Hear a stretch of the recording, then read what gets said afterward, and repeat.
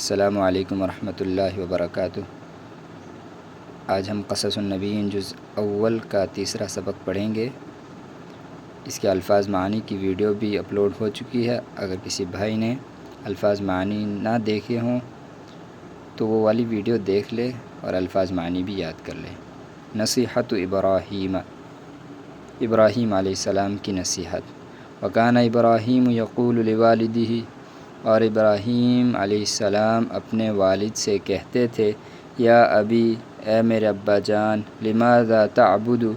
آپ کیوں عبادت کرتے ہیں، ہذہ الاصنام، ان بتوں کی، ویا ابی، اور اے میرے ابا جان، لماذا تسجد، آپ کیوں سجدہ کرتے ہیں، لہذہ الاصنام، ان بتوں کے سامنے، ویا ابی، اور اے میرے ابا جان، لماذا تسأل، آپ کیوں سوال کرتے ہیں، مانگتے ہیں، ہذہ الاصنام، ان بتوں سے آپ کیوں مانگتے ہیں، ان ہذہ الاصنام، یقیناً یہ بت، لا تتکلم، نہ بات کرتے ہیں، ولا تسمع، اور نہ سنتے ہیں، وان ہذہ الاصنام، اور یقیناً یہ بت، لا تضر، نہ نقصان پہنچاتے ہیں، ولا تنفع، اور نہ نفع پہنچاتے ہیں، وَلِأَيِّ شَيْءٍ، اور کس چیز کے لیے، تضع لها الطعام،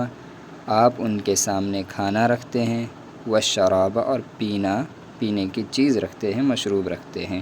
وَإِنَّ هَذِهِ الْأَصْنَامَ، اور یقیناً یہ بت، یا ابی، اے میرے ابا جان، لا تأکل، نہ تو کھاتے ہیں، ولا تشرب، اور نہ پیتے ہیں، وکان آزر، اور آزر،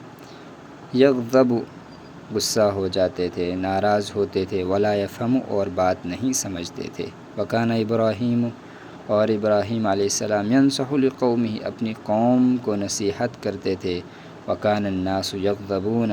اور لوگ غصہ ہو جاتے تھے، ناراض ہو جاتے تھے، ولا یفہمون، اور نہیں سمجھتے تھے۔ قال ابراہیم، ابراہیم علیہ السلام نے کہا، انا اکسر الاصنام، میں بتوں کو توڑ دوں گا، اذا ذهب الناس، جب لوگ چلے جائیں گے، وحینئذ یفہم الناس،